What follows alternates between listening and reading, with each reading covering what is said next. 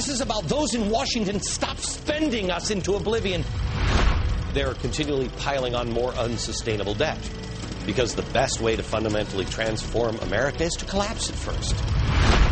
I'm a recovering alcoholic, and let me tell you something. The first step to recovery is admitting that we have a problem.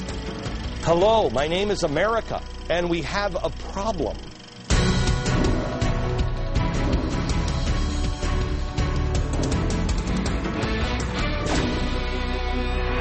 Hello, America, and welcome to a very special week on the Glenn Beck program. I'm Judge Andrew Napolitano. Glenn is on vacation, but don't worry.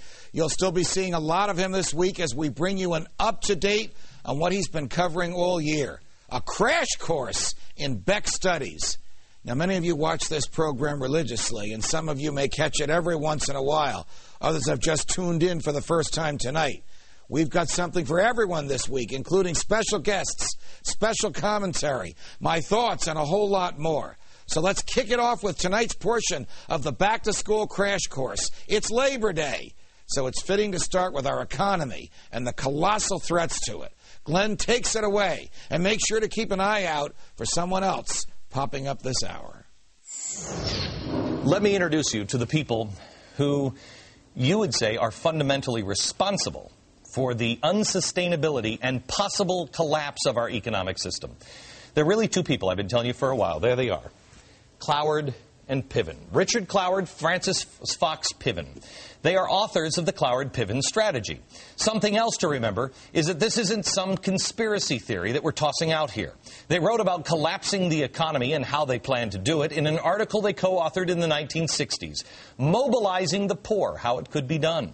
6 months later, published in The Nation under the title, The Weight of the Poor, a Strategy to End Poverty. Well, what is this strategy and who's involved? Well, do you remember on this program over the summer, the tree? Watch this. The roots of the tree of radicalism and revolution. It's Saul Alinsky. It's Woodrow Wilson. That's how it's all made legitimate. It's progressive. Here are the roots. Here's SDS. This is for that democratic society. Cloward and Piven come in and say, wait a minute, hang on just a second. What we should do is collapse the system on its own weight. Cloward and Piven, they're using the same tactics. Fear and intimidation of SDS. Cloward Piven overwhelmed the system. And look who the president has. Wade Rathke, right up the tree. Dale, right up the tree. Bill Ayers, right up the tree. Jeff Jones, right up the tree. Okay. Cloward and Piven had a split. They were radical Columbia professors in the 1960s who believed in change and social justice. They were inspired by the riots in Los Angeles in 1965, and they wrote and published their article which outlined the best way to bring the type of Saul Alinsky social change to America. In their estimation, back in the 60s, overwhelmed the system. But SDS, they had radicals, and they said, no, we want to bomb things. They said, no, do it the smart way. Overwhelm the system and bring about the fall of capitalism by overloading the government bureaucracy with impossible demands and bring on economic collapse.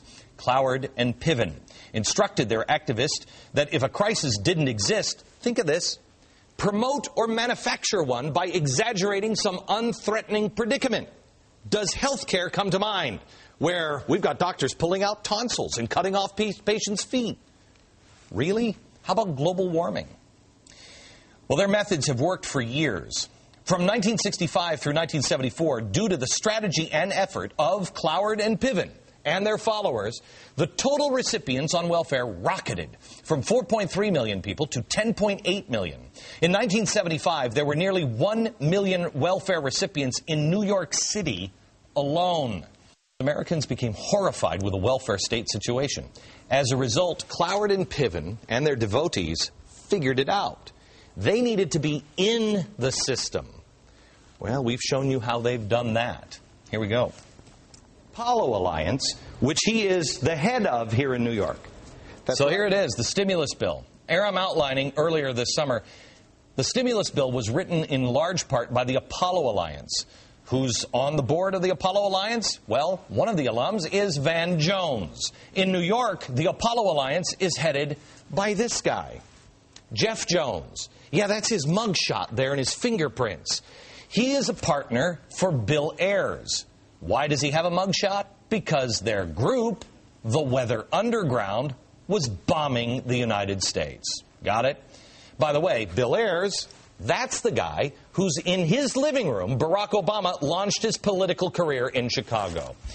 Now, we've also shown you that George Soros is a source of funding for many of these radical groups, and that Soros and Jeff Jones went to one of the poorest sections in New York just recently and gave away hundreds of thousands of dollars worth of your tax dollars, stimulus money, gave it out.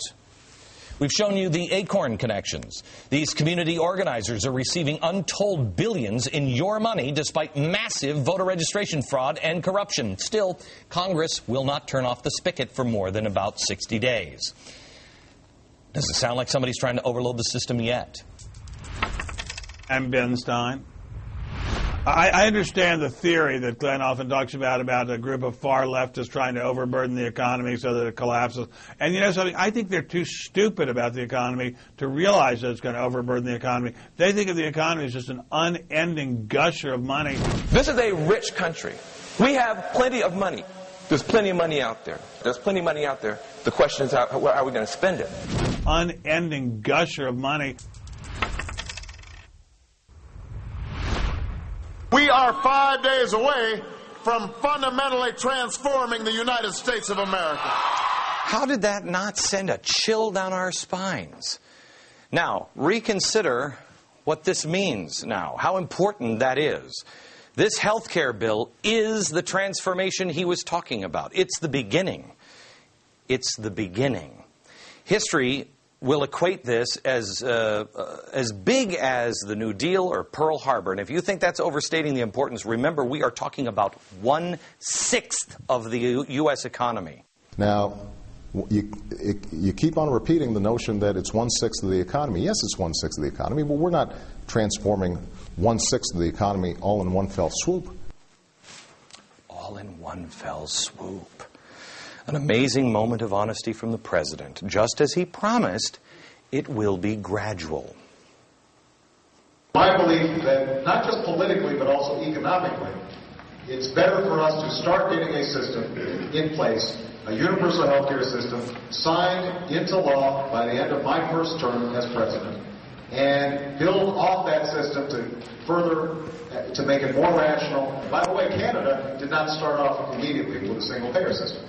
They had a similar transition step. Transitioning a system is a very difficult and costly and lengthy enterprise. It's not like you can turn on a switch and you go from one system to another. I mean, America... Let me ask you this question. How do the CBO numbers even make any difference? You know, only $954 billion. Oh, whoa, that's a party in my pants. Thank you for sending that one by. How does that make a difference? The New York Times said that every major part of this health bill is about redistribution of wealth. Did you see that? Yet, when we were on the air saying that this is about redistribution of wealth, this isn't about health care, this is about changing money, taking it from the rich and giving it to the poor, we were mocked and called crazy. Now the New York Times says that. We have the senator from Montana also saying that this is redistributive change. That's what this health care is about. The other story that came out today is about 2020. 2020. Every dollar, every tax dollar will be eaten up by Social Security, Medicare, Medicaid, and the interest on the debt. Every tax dollar that we currently bring in, that's 10 years from now. Is there anybody here that thinks that, and when you say these people, were you referring to the Republicans and the Democrats or just both of them? Well, both of them, but it's really gotten out of hand lately. I mean, the Democrats complain loudly about George W. Bush's, $500 billion deficit, and they get in office and they promptly quadruple it. We have to pass the bill so that you can find out what is in it. Now, let's open up the health care bill. Who doesn't like a good surprise or two?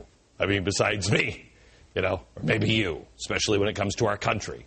It doesn't take a genius to realize the reason why Nancy Pelosi wouldn't want anybody to know what's in the bill, and they'd just be like, just pass it, just pass it. You notice they didn't have it until like 24 hours before it was passed. Why? Why would you do that? Because you knew if you understood... That was creepy, wasn't it? Yes. It was. You knew if people understood it, they wouldn't want it. If it was so great, they would want you to see every single page. Look at this page. This one's even better. And this one, they would have taken 2,400 days. And every day showed you how great this was. Instead, they rushed it through on a weekend. The president even said 5 days before, I don't even know what's in this bill yet. If it was so great, they wouldn't have to have bribed their own members in their own party. The bill is not great. It's really far from great. But it's now ours. And they had to be deceptive for us to get past it. And Ben Stein. It's worse than that. It's what it is. It's a huge millstone around the neck of American employers and a huge millstone around the neck of American hospitals and doctors, and it's going to wreck the healthcare system and make it impossible for people to get health care. Why couldn't they just give people a check to buy private health insurance? Instead, they have this huge, giant weight weighing down the American economy. I want to tell you about another major reform about to get jammed down your throat. You excited? Oh, it's the financial reform bill. I'm giddy. Because all those greedy Wall Street fat cats need to be stopped, and this will do it. No, it won't. No, it won't. It will only make things much, much worse. And on a global scale. You know who's in charge of this? This is so great. We got Barney Frank now putting the final touches on the bill. I love Barney Frank. And Chris Dodd, too. There they are. I have complete confidence in Chris Dodd and Barney Frank. They finally ensured that there'll never be a recession again and all the bad guys are going to be scooped up. Yeah. Can we put these guys together? I morphed them because I don't think these are separate people. I think they're this guy. Frank and Dodd. Oh! We're creating a monster in Washington, and that's what it is, Frank and Dodd. And the monster is out again. Grab your torch. Bring out the monster! How much debate has there been on this financial bill? How much talk on cable news? How much talk on talk radio? You see people going to town halls to talk about the financial bill? No, because it's all about the evil bankers.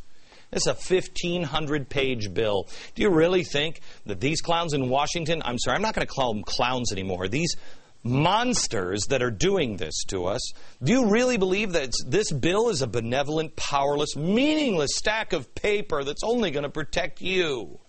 Now, here's what's coming in the financial bill. First and foremost, does nothing to address the problem of Fannie and Freddie. No regulation on Fannie and Freddie. Fannie and Freddie helped create the housing mess. Then they needed a $125 billion bailout, which they haven't even scratched the surface on paying back yet. There's nobody looking into Fannie and Freddie. This is a financial bill. It also creates a special protected class that is too big to fail.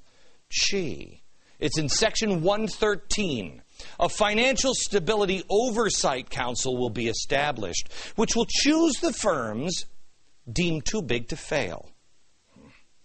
Can you think of any other firms that maybe were a little reckless because they didn't care if they failed? Because they